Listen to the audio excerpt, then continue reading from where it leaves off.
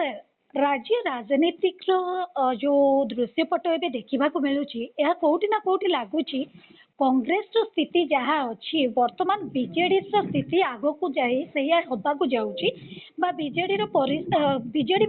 कांग्रेस परिस्थिति आगामी दिन में भोगी पारे सर आपन को एमती किसी लगुच सर कौन कहे आगु देखो कांग्रेस परिस्थिति ठारू बीजेडी परिस्थिति से भल अच्छी कहीपर ना जदि आम सद्य आम देखा स्थिति देखा कांग्रेस परिस्थिति ठारू आहरी संगीन हो गलानी बीजेडी परिस्थिति एवं आप नुआपड़ा निर्वाचन को मापदंड हिसाब से ने नुआपड़ा निर्वाचन देखिए बीजेडी भोट प्रतिशत 18% पाखापाखि पड़े सब कम प्रतिशत अर्थात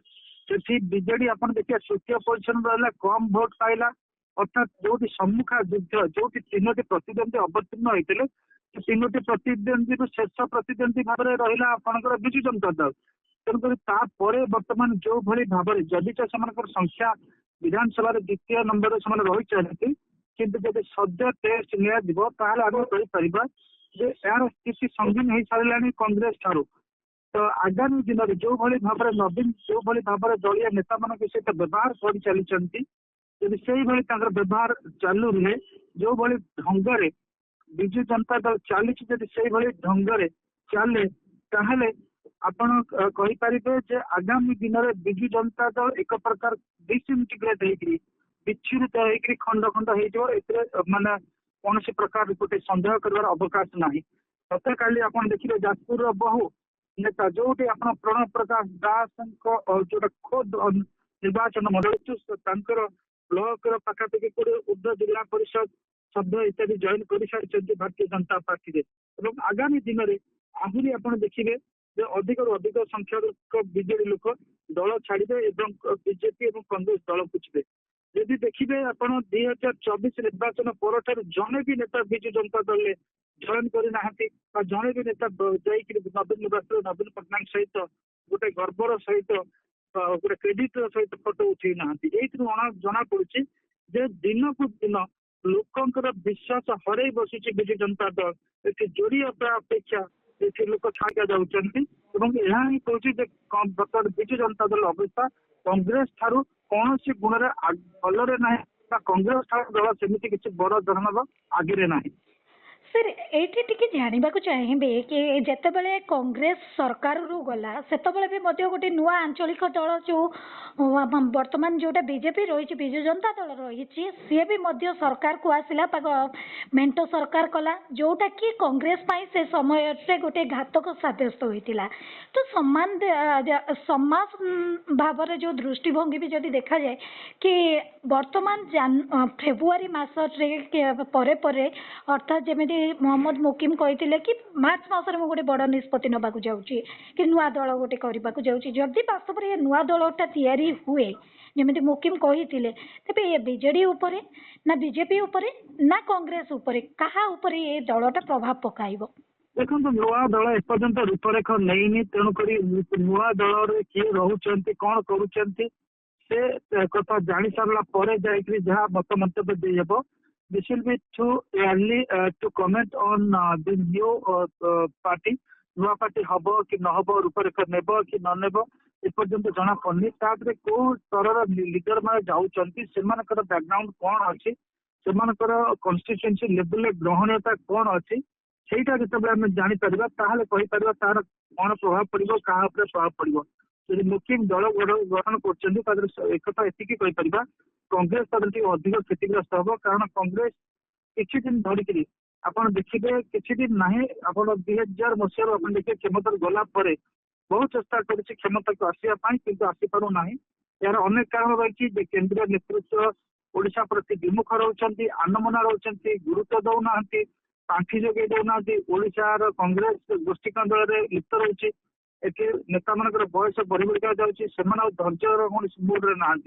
तेणुक मोहम्मद मुकिम दल गढ़ी कांग्रेस बहुत सहकर्मी एवं युव कांग्रेस नेता मान जॉइन करेंगे अंततः गोटे लोक जे कि राज्य स्तर में जहाँ पाखे संबल अच्छी आर्थिक संबल नेतृत्व से निर्वाचन लड़ी पारे तो से दिल्ली उपर भरोसा करने पड़ोनी निर्भर करने को पड़ो ना तो से दृष्टि देखिले ଆମେ କହିପାରିବା କଂଗ୍ରେସ ସର୍ବାଧିକ କ୍ଷତିଗ୍ରସ୍ତ ହବ ଏବଂ ଭାରତୀୟ ଜନତା ପାର୍ଟି ଆମେ କହିପାରିବା ସାମାନ୍ୟ ଭାବରେ କ୍ଷତିଗ୍ରସ୍ତ ହେଇପାରେ କାରଣ ଯୋଉମାନେ ଟିକେଟ ନ ପାଇବେ ଭାରତୀୟ ଜନତା ପାର୍ଟିରୁ ସେମାନେ ମହମ୍ମଦ ମୁକିମଙ୍କ ଦଳରେ ଭାଗ୍ୟ ପରୀକ୍ଷା କରିପାରନ୍ତି କାରଣ ସେଠୁ ଅର୍ଥ ମିଳିବ ଏବଂ ଅନ୍ୟାନ୍ୟ ସପୋର୍ଟ ତାଙ୍କୁ ମିଳିବ। ମିଳିପାରେ। ତ ସାମଗ୍ରିକ ଭାବରେ କହିବା କଂଗ୍ରେସ ବେଶୀ କ୍ଷତିଗ୍ରସ୍ତ ହବ। ସାର୍ ଶେଷ ପ୍ରତିକ୍ରିୟା ନେବାକୁ ଚାହିଁବି କିନ୍ତୁ ଆଗାମୀ ମାତ୍ର ଆଉ କେଇଟା ଦିନ ପରେ ବା କେଇ ମାସ ପରେ ରାଜ୍ୟରେ ପଞ୍ଚାୟତ ନିର୍ବାଚନ ରହିଛି। ଯଦି ରାଜ୍ୟରେ ଏ ତ୍ରିକୋଣୀୟ ଲଢ଼େଇ ଏବେ ଆଉ ପାଦେ ଆଗକୁ ଯାଏ ତେବେ ନିହାତି ପକ୍ଷେ କହିପାରିବା କି ଆର ଇଫେକ୍ଟ ବେଶୀ ବିଜେପି ପାଇଁ ଲାଭଦାୟକ ହବ ଆଉ ବିଜେଡି ପାଇଁ କ୍ଷତିକାରକ ସାବ୍ୟସ୍ତ ହବ ଯଦି ପଞ୍ଚାୟତ ନିର୍ବାଚନରେ ପ୍ରଦର୍ଶନ ସେଭଳି ଠିକ ନ ରୁହେ କାହିଁକିନା ଯାଜପୁର ପରେ ପରେ ଏବେ କେନ୍ଦ୍ରାପଡ଼ାରେ ସ୍ଥିତି ବିଜେଡି ପାଇଁ କିଛି ଭଲ ନାହିଁ ଯୋଉଠି ବିଜେଡିର ଗଡ଼ ରହୁଥିଲା ସେଠି ସ୍ଥିତି ବିଜେଡି ପାଇଁ ଭଲ ନାହିଁ ଆଉ ଏହାର ପ୍ରଭାବ ମଧ୍ୟ ରାଜ୍ୟରେ ପଡ଼ିବ ନା ସାର୍ ପଡ଼ିବନି ସାର୍? ଦେଖନ୍ତୁ ବର୍ତ୍ତମାନ ପଞ୍ଚାୟତ ଇଲେକ୍ସନ 2027 ଯାଇକି ଅଛି ଅର୍ଥାତ୍ ଆସନ୍ତା ବର୍ଷ ଅଛି ତ ବର୍ତ୍ତମାନ ଯୋଉ ଭଳି ଭାବରେ ବିଜେଡିର ବିଘଟନ ଅର୍ଥାତ୍ ତାର ଡିସଇଣ୍ଟିଗ୍ରେସନ ଘଟୁଛି ଦିନକୁ ଦିନ ଭାଙ୍ଗି ବୁଝି ଯାଉଛି ତ ସେତେବେଳକୁ ଆମେ କହିପାରିବା ଆହୁରି ବିଚ୍ଛୁରିତ ହେଇଯାଇଥିବ ଆହୁରି ବିଖଣ୍ଡିତ ହେଇସାରିଥିବ ଏବଂ ତାର ଗୋଟେ ଗଭୀର ପ୍ରଭାବ ପଡିବ ଆପଣଙ୍କର ରାଜ୍ୟ ରାଜନୀତି ଉପରେ ଏବଂ ସେଥିରେ ବେଶୀ କ୍ଷତିଗ୍ରସ୍ତ ହବ ଆପଣଙ୍କର ବିରୋଧୀ ବିଜୁ ଜନତା ଦଳ। ସାର୍ ରାଜନୀତି ସମୀକ୍ଷକ ଭାବେ ଆପଣ କ'ଣ ସଲାହ ଦେବାକୁ ଚାହିଁବେ ଗୋଟିଏ ଆଞ୍ଚଳିକ ଦଳକୁ କି ତାର ଷ୍ଟ୍ରାଟେଜି ଏମିତି ବଦଳିବା ଦରକାର ଯୋଉଥିପାଇଁ କି ଆଗାମୀ ଦିନରେ ଦଳର ବିପର୍ଯ୍ୟୟ ପରିସ୍ଥିତି ନ ହେବ? ଦେଖନ୍ତୁ